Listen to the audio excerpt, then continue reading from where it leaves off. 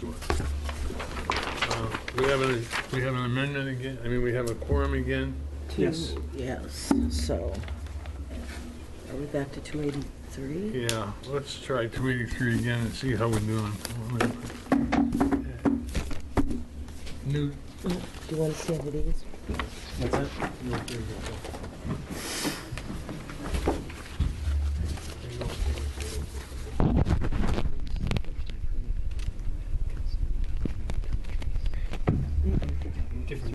Different bill.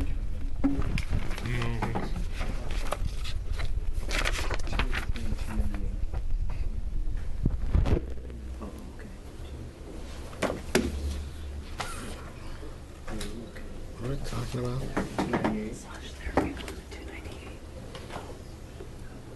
Let's open up a work session on 283. Let's stand to these.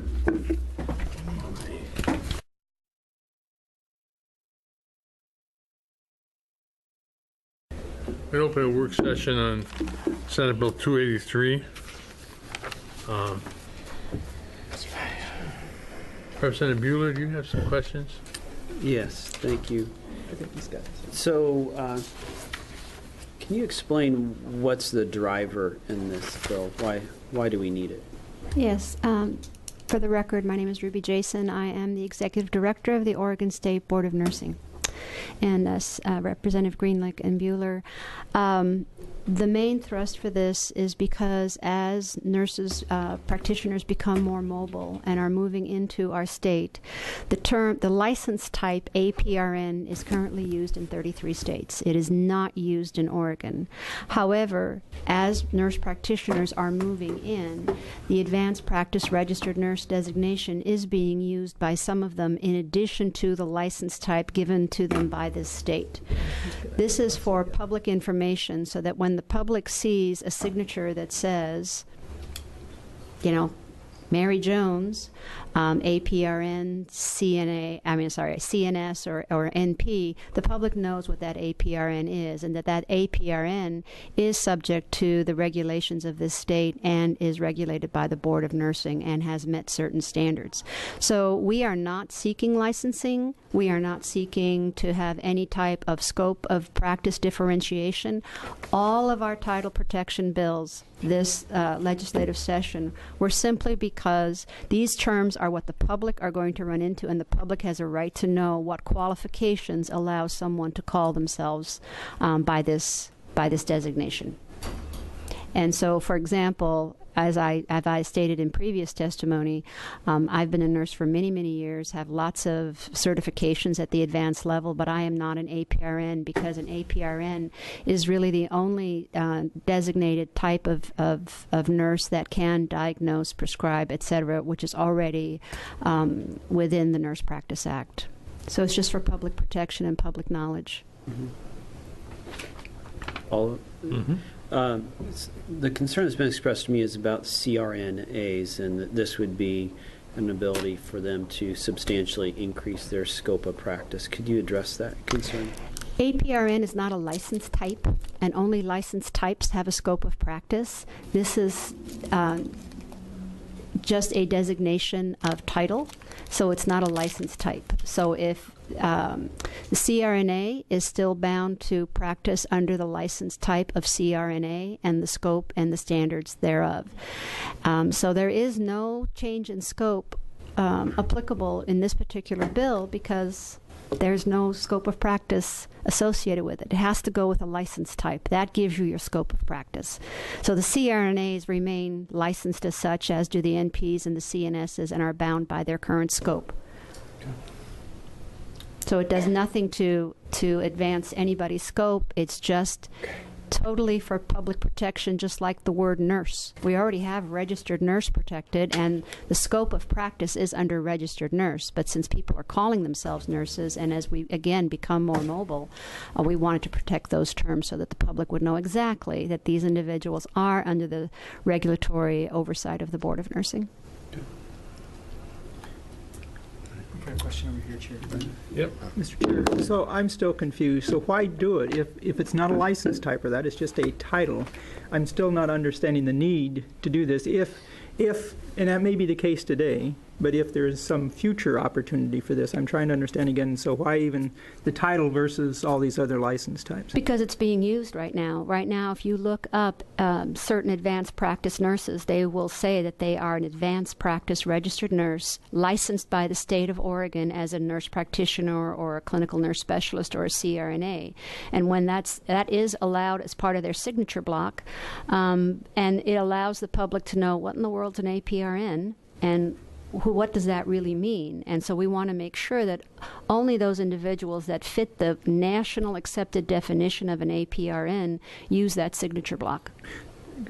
So, and I appreciate that. Yeah. I'm still trying to understand. So it's being used. Yes. But so under what basis are they using it now if we don't have a license that recognizes it? I'm just trying to understand. Because it is something that has been on a national consensus basis, been adopted by many nurses who are CRNAs, who are NPs, who are CNSs. It's already been adopted because it is a national consensus body. It's just that Oregon has not taken the step of licensing them, nor can I predict if and when the board is going to want to do that. That would be a legislative issue. But we are seeing more and more nurses move into the state that use that as their signature block. And right now, again, anybody can call themselves a nurse. I can call my neighbor can call themselves Nurse Jones if they want, because there's no prohibition against it. And so all of our licensing, all of our title protection bills are namely just to let the public know that when someone signs their name like that, that's what they're buying. Okay. Yeah, I'd like to comment on this. I had a discussion with an advocate earlier today, and I said, is there anything wrong with the bill? No, there's nothing wrong with the bill, but something might happen later, and I'd like something in the bill that says nothing will happen later. Well, I mean, nothing's going to happen. I mean, if something's going to happen later, it's going to happen later. But They say what that something was. they were, the fear was that the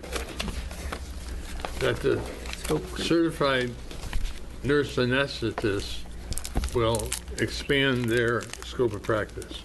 And I haven't heard anybody suggest that, but that's what the fear was. And I said, well, do you think this bill does? No, this bill doesn't do it. No question about that. But we'd like to put something that tells legislatures in the future you can't do it. Yep. I think beyond telling legislatures you can't do it, the further you combine the two, I don't know what the right, well, let's just use terms.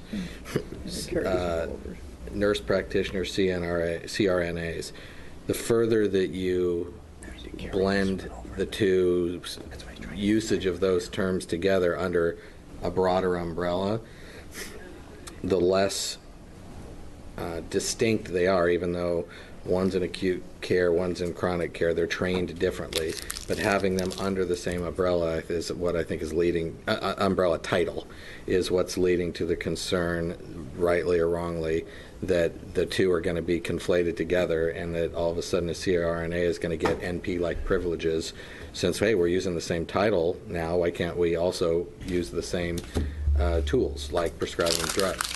And that's where the concern is that the title leads to blending the two in ways that currently the scopes separate, but that the title becomes an argument for expanding the scope. But it doesn't. I mean, might it in the future? Might that be one of the arguments? I mean, there are a whole set of advanced practice nurses, right? There's clinical nurse specialists, nurse practitioners, CNRAs. Any others? No, that's it.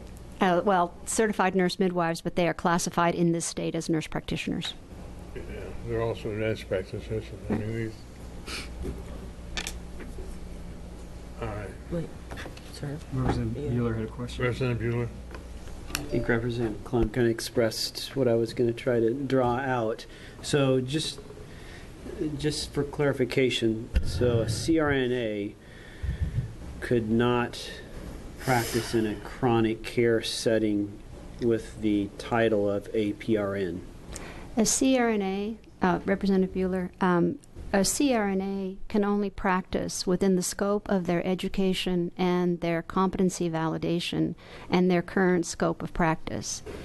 If I cannot tell you what the board or any executive director in the future is going to request of the state legislators. Today, we are only here to protect those titles. There has been no discussion in these bills about any scope of practice expansion. A CRNA, or a CNS, or a NP have to practice within their current scope and in their area of education and competency validation. And that will never change. Even if they're just using the APRN title? They are still bound by their license type. Because the license type describes the scope of practice. You can call them anything you want, but they're still considered licensed CRNAs who must abide by their scope. Is that a nose? I think that was well stated. Was that Kennemer? Sorry I got in late. I was testifying in another hearing, so I missed part of this. I guess, though, and related to your comment, is that the CRNA is trained in a very different fashion from the NP. Is that fair to say? Yes, Chair Greenlick and Representative Kennemer, they are. They are educated much differently. They have a much different and rigorous education process, plus significantly different continuing education requirements and practice requirements. So they have, again, their own scope and under their own license. And there are those that are calling themselves APRNs because they have come from other states where that's how they sign their name. And again, it is here. And the mobility of it is what we're trying to address here.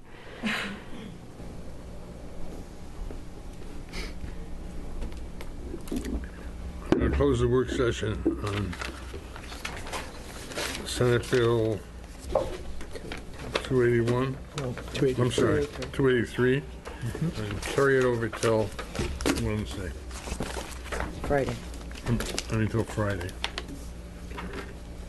See if we can have a whole committee here on Friday. So we've got 1, 2, 3, 4, 5, 6 on this one. Representative Knowles has to leave at 2. Sanities.